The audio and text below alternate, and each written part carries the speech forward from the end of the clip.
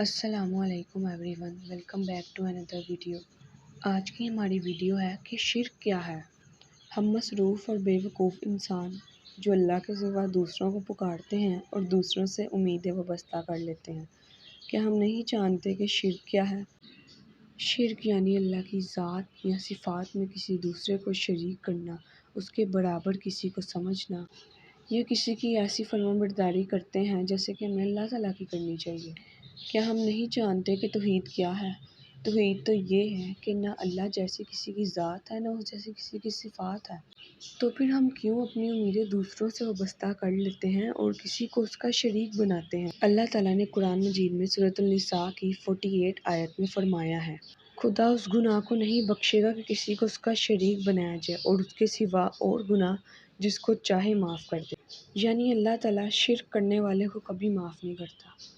مطلب کسی بزرگان دین کی عزت کرنا، ان کا احترام کرنا تو ٹھیک ہے، مگر یہ نہیں کہ ہم اپنی ضرورتوں کے لیے ان سے دعائیں کرنا شروع کر دیں، منتیں مانگنا شروع کر دیں۔ ذرا سوچیں، کیا ہمیں ٹھیک لگے گا کہ ہم اپنی ضرورتوں کے لیے کسی اور سے دعائیں مانگیں اور اس کی منتیں کریں؟ وہ تو بس اللہ کے نیک بندے ہیں جن کا احترام کرنا چاہیے ہمیں، مگر وہ تو خود اپنی سانسوں پر اختیار نہیں رکھتے، وہ تو ایک گٹھلی کے بھی مالک نہیں، تو ہمیں کیوں ایسا لگتا ہے کہ وہ ہماری دعاؤں کو پورا کر سکتے ہیں؟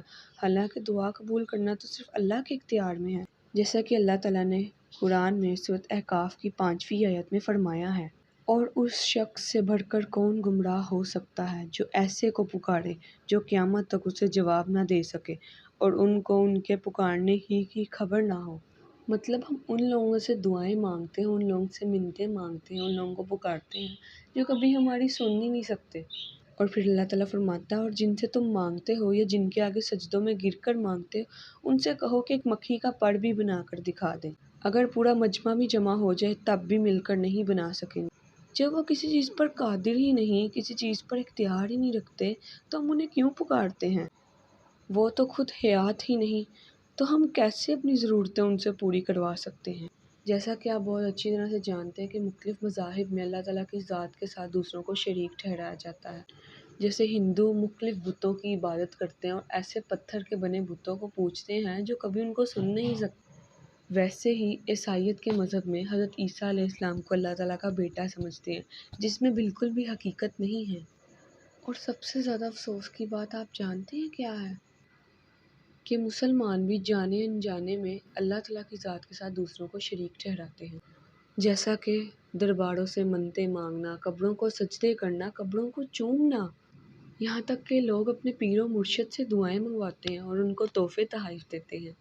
کسی منت کا تعویذ یا دھاگا باندھ لینا، یہ تمام چیزیں شرک میں شامل ہوتی ہیں، اور نہ انجانے میں ہم اللہ تعالیٰ کی ذات کے ساتھ دوسروں کو شریک ٹھہراتے ہیں۔ کبھی گانوں کے ذریعے گانوں میں اللہ تعالیٰ کی ذات کو انسانوں کے ساتھ جوڑ دینا، یہ کہنا تو یہ میرا خدا ہی بن گیا ہے یا میری خدا سے بھی بڑھ کر ہے۔ مختلف انبیاء کرام کے وسیلے ڈالنا، لفظوں میں اللہ تعالیٰ کے لیے ایسے الفاظ استعمال کرنا جو نامناسب ہیں، یہ سب شرک میں آتا ہے۔ ہم کیوں نہیں سمجھتے کہ ہماری دعاؤں کا اصل حقدار صرف اللہ ہے؟ اللہ کا تو ہر بندے کے ساتھ ایک الگ ہی تعلق ہے۔ وہ محاورتاً کہتے ہیں نا کہ میرے پاس اللہ ہے تو مجھے دنیا سے کیا مانگنا؟ کیا تم نہیں جانتے کہ اللہ تعالیٰ کے نبی آپ صلی اللہ علیہ وسلم نے تو قبروں کو پختہ کرنے سے بھی منع کیا تھا، اور ہم نے تو آج انسانوں کے مزار بنا دیے ہیں۔ ہمارے پیارے نبی آپ صلی اللہ علیہ وسلم نے تو قبروں کو سجدہ کرنے سے بھی منع کیا تھا، اور ہم لوگ مزاروں پہ مردہ لوگوں کو ہی سجدہ کرنا شروع کر دیتے ہیں۔ ایک پل کے لیے ذرا سوچیں، اگر مردوں کو سجدہ کرنا جائز ہوتا تو نماز جنازہ میں بھی سجدہ ہوتا، مگر نہیں، سجدہ صرف اللہ کو کیا جاتا ہے۔ اللہ نے تو نبی تک کو سجدہ کرنے سے منع فرمایا ہے، تو ہم مزاروں کو کیسے سجدہ کر سکتے ہیں؟ ارے ہمارے نبی نے تو یہ بھی فرمایا کہ اگر آپ کے جوتے کا فیتہ بھی ٹوٹ جائے تب بھی اپنے رب سے مانگو، یہاں تک کہ گھڑ میں نمک ختم ہو جائے اپنے رب سے مانگو۔ اور ہم لوگ پتہ کیا کرتے ہیں؟ ہم تو غیر اللہ سے اولاد مانگتے ہیں، اچھا نصیب مانگتے ہیں، بیٹی کی شادیوں کی منتیں مانگتے ہیں۔ کیا ہمیں اپنے رب پر بھروسہ نہیں ہے؟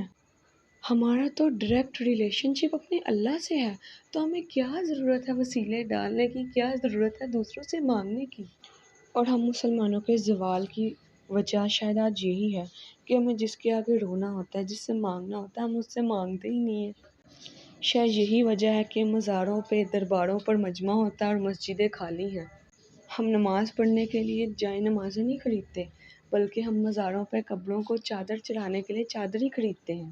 ہم لوگ ان لوگوں کی قبروں پر جا کے، مزاروں پر جا کے منتیں تو مانگ لیتے ہیں، لیکن اس سب میں ہم اپنے اللہ کو ناراض کر دیتے ہیں۔